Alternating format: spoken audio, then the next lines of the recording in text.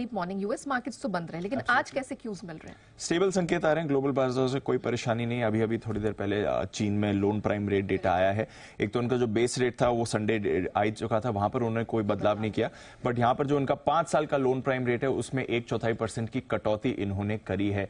तो ये बड़ी खबर आपको आती हुई दिख रही है और इसका इंपैक्ट थ्रू द डे आप आते हुए दिखेंगे। स्पेशली मेटल्स पर रखेगा नजर, इसका इंपैक्ट कैसे आता है। 4.2% से घटाकर 3.95% पर यह कटौती आपने होते हुए देखी है।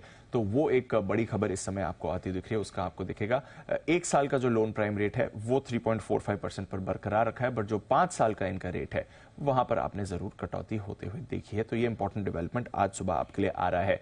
अदरवाइज जैसे आप बता रही थी, हल्की नरमी है जहां तक अमेरिकी फ्यूचर्स का सवाल है। कल शाम ऑफकोर्स अमेरिकी बाजार बंद थे, बट बाकी एशिया से देखें अच्छे संकेत आपको आते हुए दिख रहे हैं। चीन के बाजार बस अभी थोड़ी देर में खुलने की तैयारी में, 1 मिनट में चीन के बाजार खुलेंगे और उसके बाद वहां पर आपको रेट्स रिफ्लेक्ट होते हुए दिखेंगे।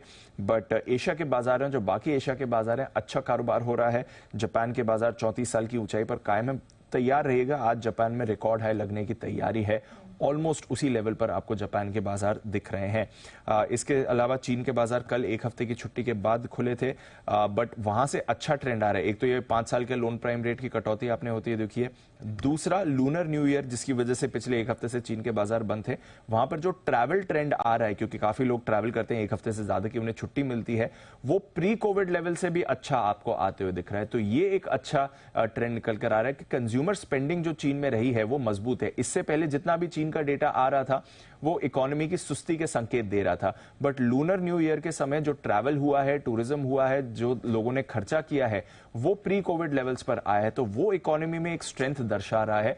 तो दोनों लिहाज से आज यहां पर आपको एक इंपैक्ट आते हुए दिख सकता है। तो चीन और हांगकांग के बाजार दोनों ही फोकस में रहेंगे। यूरोप के कल की बात करें तो मिला जुला कारोबार था, कुछ ज्यादा खास आपने होते हुए नहीं देखा है। एस्ट्राजेनेका पर रखिएगा नजर, आज हमारे बाजार में भी इस पर एक रिएक्शन आ सकता है। उनका एक कैंसर ड्रग है जिसको मंजूरी मिल गई है। कल एस्ट्राजेनेका का शेयर यूरोप में करीब 3.5% ऊपर आपको ट्रेड करते हुए दिखा था। इसके अलावा आज यूएस बाजार खुलेंगे लंबे वीकेंड के बाद। यहां पर रिटेल दिग्गजों के नंबर्स पर आपको रखनी है नजर। वॉलमार्ट और होम डिपो दोनों दिग्गजों के नंबर्स आने वाले हैं और यहां से बाजार का एक ट्रेंड समझ सकते हैं, बिकॉज अगेन कंज्यूमर स्पेंडिंग का ये ट्रेंड आपको दर्शाएगा। स्पेशली वॉलमार्ट की जो परफॉर्मेंस रहती है उस पर सबकी नजर बनी रहेगी। कल एनवीडिया के नंबर्स आएंगे। ये शेयर में हमने रिसेंटली बहुत बड़ी रैली देखी है, पूरे माइक्रोचिप और सेमीकंडक्टर शेयर्स को इसने लीड किया है। तो देखते हैं इसके नंबर्स कैसे रहते हैं। इसके अलावा आप फेड बैठक के मिनट्स आते हुए देखेंगे कल, वहां पर सबकी नजर बनी रहेगी। ज्यादातर जानकार अब मार्च में तो रेट कट की उम्मीद नहीं लगा रहे हैं, इसके साथ ही मई में भी रेट कट होने की बहुत ही कम संभावना आपको है।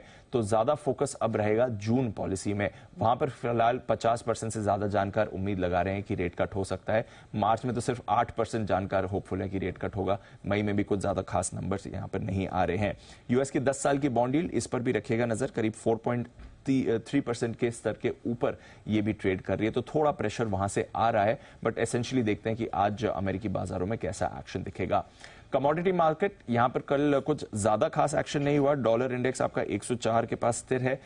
3 हफ्ते की ऊंचाई के आसपास ही आपको कच्चा तेल ट्रेड करते हुए दिख रहा है। ब्रेंट $83 के ऊपर है, इनफैक्ट 83.50 के आसपास यहां पर कारोबार हो रहा है।